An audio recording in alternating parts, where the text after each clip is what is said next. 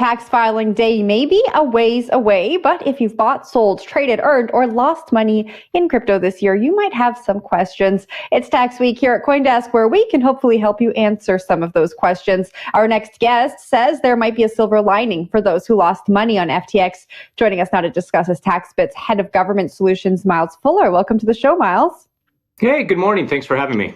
Good morning to you too. And I got to be honest, when I lose money, there is no silver lining for me. So talk to us about what you mean. You say Sam Bankman-Fried's conviction solidifies the deductibility of losses sustained by users of FTX under the U.S. tax law. Explain what's going on here. Yeah, and I'd agree. There's never a silver lining, but at least it might mitigate the impact for you economically. So for a lot of people over the past year that lost money on a variety of exchanges that entered bankruptcy, one of the questions that came up was if they did not get all of their money back, which it's not likely that they would, what would that look like in terms of a tax deduction to be able to claim some sort of tax loss for that? And the rules there are really quirky, and they've been even more quirky since 2018, and we had tax overhaul under the Trump administration.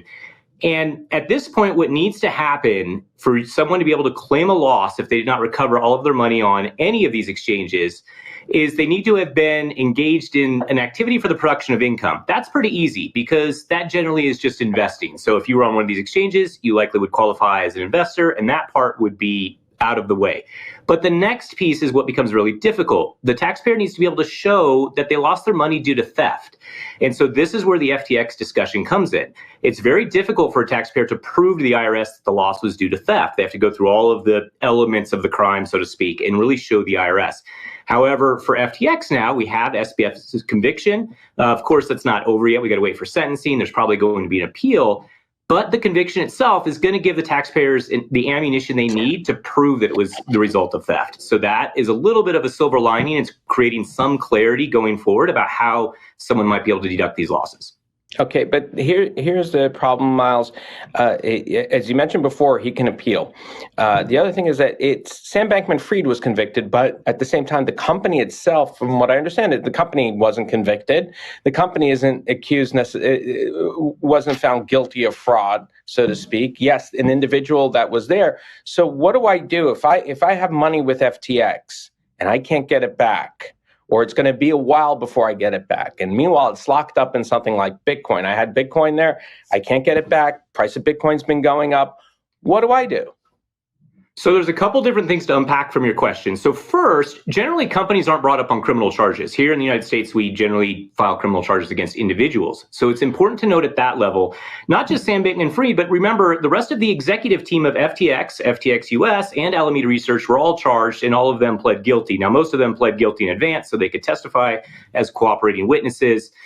But those individuals that were the executive officers of those companies are who were found guilty for essentially, I think as we saw the trial testimony occur, looting the company and moving stuff around and stealing things from customers. I think that alone, without the companies specifically being implicated, is good enough for a taxpayer to be able to make the claim. The next question you kind of had was more about timing. And one thing, so in the bankruptcy proceedings, which operate totally independent of the criminal prosecution, in there that the bankruptcy administrators have already put out a draft plan of reorganization. And what that's doing is telling individual creditors what it's likely to look like in terms of what the payout will be. Now, one important point that's come out of that is the payout is not likely to come back to them in crypto. It's going to come back in cash.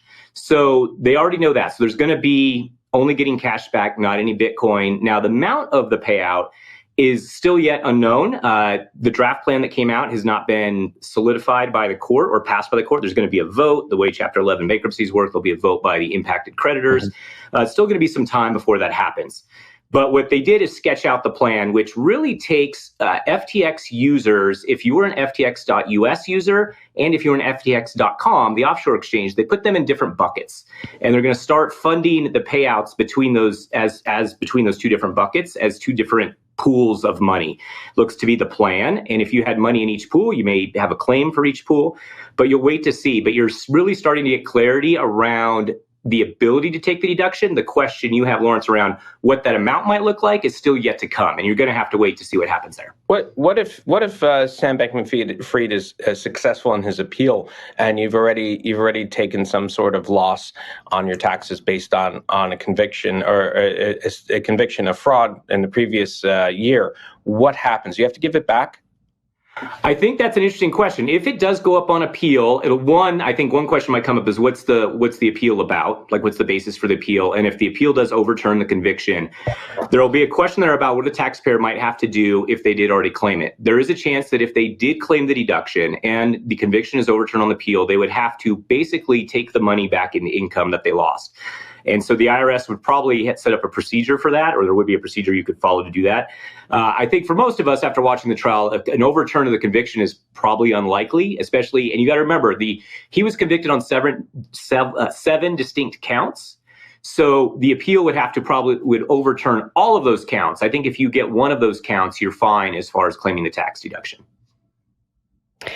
All right, I want to broaden out the conversation now. The IRS recently had a legal battle with Kraken, centralized exchange. And in that legal battle, they noted that the amount of people reporting crypto transactions in the United States falls short of what is expected given the amount of users on centralized exchanges. Why do you think the number of people reporting is so low? Is there a need for more clarity when it comes to tax reporting here? Or do you think they just think like, I can get away without reporting these transactions for one more year?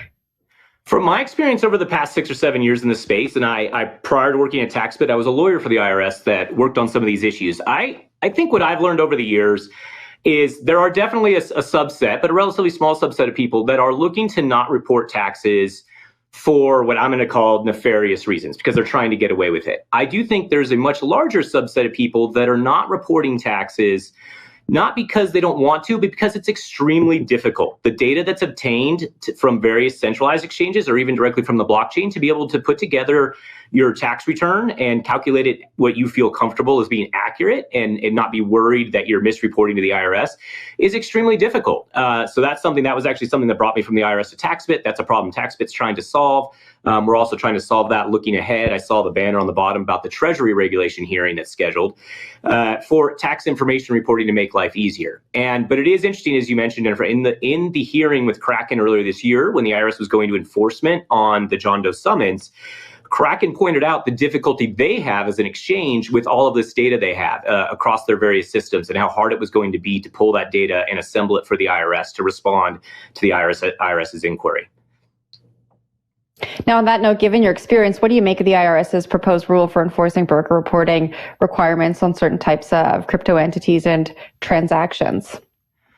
I think they're making really have led with an olive branch to the industry. I know there's a lot of people that are very dissatisfied with the rules. I also, coming from my background, you got to keep in mind that the IRS is merely trying to administer or implement a rule that Congress passed. This wasn't something the IRS came up with on its own or just said, hey, we want to go do this. Congress passed these laws almost 2 years ago. The IRS took 2 years to put together the draft regulations that would implement the laws, mostly to try to find the best way to do it. And it's still not perfect. And it's probably never going to be perfect. There's always a little bit of a friction between regulatory agencies and an industry. But I think some of the responses coming in and some of the responses coming in are very well thought out. And some of what the IRS put out and Treasury Department put out in the proposed regs are very good. And I do think something that goes left untalked about at times is that what the IRS is doing, or what Congress was trying to solve, was not only helping the IRS track down non-compliant taxpayers, but also trying to help people with this data problem I just mentioned. It's trying to make it easier where an individual who's engaged in crypto activities is now going to get a form that just says, hey, you bought and sold these crypto assets and you paid X amount and sold them for Y amount. And so you can just put that right on your tax return. So it's almost a consumer protection element to what's the plan is here, not so much so the IRS can chase people down. I think the IRS has better things to do and really doesn't have the resources to chase everyone down. They'd rather just get the information in and pay out, handle their tax stuff. All right, Miles, we are going to have to leave it there. Thanks so much for joining the show and giving us that insight into our taxes. Awesome. Thank you for having me. That was Taxbit's Head of Government Solutions, Miles Fuller. And don't forget to check out CoinDesk.com for more analysis and insights on taxes and crypto this week.